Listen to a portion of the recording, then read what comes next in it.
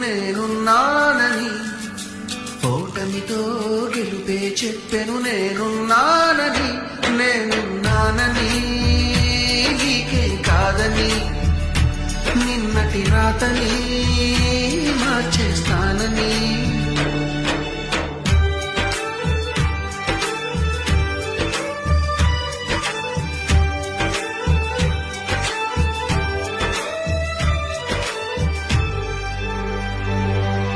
తగిలే రాళ్ళని పునాది చేసి ఎదగాలని తరిలే